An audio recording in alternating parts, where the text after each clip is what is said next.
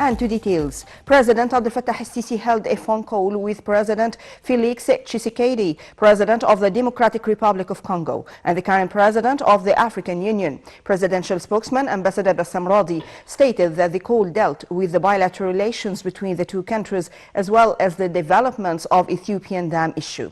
President El-Sisi affirmed Egypt's firm position on the necessity of reaching a binding legal agreement regarding the rules of the filling and operation of the dam and preserving the water rights of the downstream countries and to preserve the regional stability, indicating Egypt's support for the Sudanese proposal to form an international quartet under the presidency of the African Union to mediate in that case. For his part, Tshisekedi affirmed his country's keenness to upgrade cooperation with Egypt in various fields, especially in light of the role of Egypt at the continental level in maintaining security and stability and achieving development, and his country's appreciation of Egypt's stances and its support for the Democratic Republic of Congo.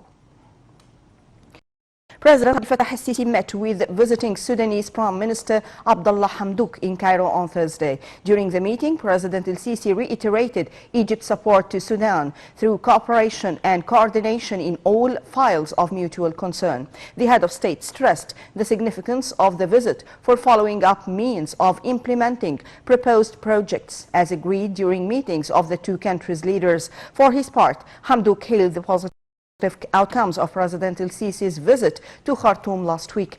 On Ethiopia's dam file, the two sides agreed on intensifying contacts with regional and international parties to activate the Sudanese proposal to form a four-way committee.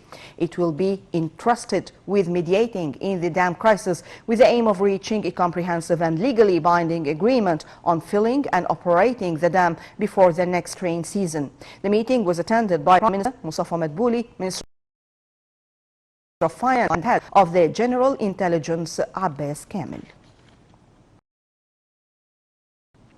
Earlier in the day, Prime Minister Dr. Mustafa Madbouly met with his Sudanese counterpart Abdullah Hamdouk, who heads a high-level delegation in his visit to Cairo. At a joint press conference after the talks, Madbouly reiterated Egypt's full support to Sudan. He said that the two sides discussed the implementation of projects in the agricultural field as well as increasing the volume of trade. The Prime Minister said Egypt is seeking a decisive settlement to Ethiopia's dam crisis, adding that Egypt has a constant stance on protecting its water rights.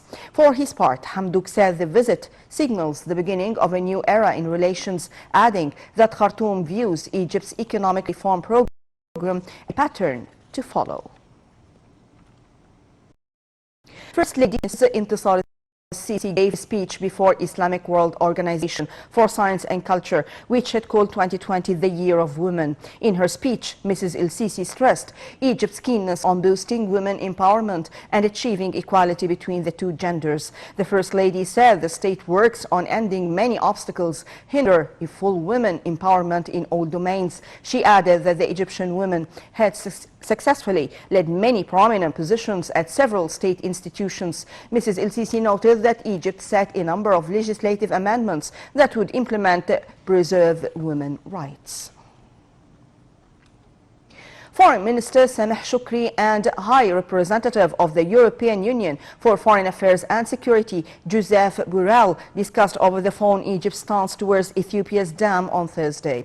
During their telephone conversation, Shoukry reviewed Egypt's stance, which seeks to reach a fair, balanced and binding deal on filling and operating negotiations. The top diplomat stressed on the importance of European participation under the umbrella of the International Quartet, which includes the Democratic Republic of Congo, the United Nations, the European Union and the United States. Shoukry reiterated that it is important that these efforts result in launching negotiations that bring an agreement on the Renaissance Dam before the next flood, as Ethiopia has announced its intention to start the next stage of filling the dam. Minister Shoukry described the step as a unilateral action which would have negative repercussions. The foreign ministers of Egypt, Jordan, Germany and France praised the confidence vote that was successfully passed by the Libyan parliament in favor of Libya's unity government. Speaking at a joint press conference, Foreign Minister Sameh Shoukry called the development good news, adding that the vote of confidence is a step towards stability, security and the sovereignty of Libya. For his part, France's Jean-Yves Le Drian called the move a major advance, while his German counterpart Heiko Maas hailed it as an excellent development. Meanwhile, Libyan Prime Minister Abdelhamid Dbeibeh announced that the National Unity Government would take the constitutional oath of office next Monday, and their procedures to take over the authority from the Government of National Accord would take place right after that. The Libyan Premier said this step would take place in coordination with the new Presidential Council headed by Mohammed El-Manfi and under the supervision of the United Nations mission.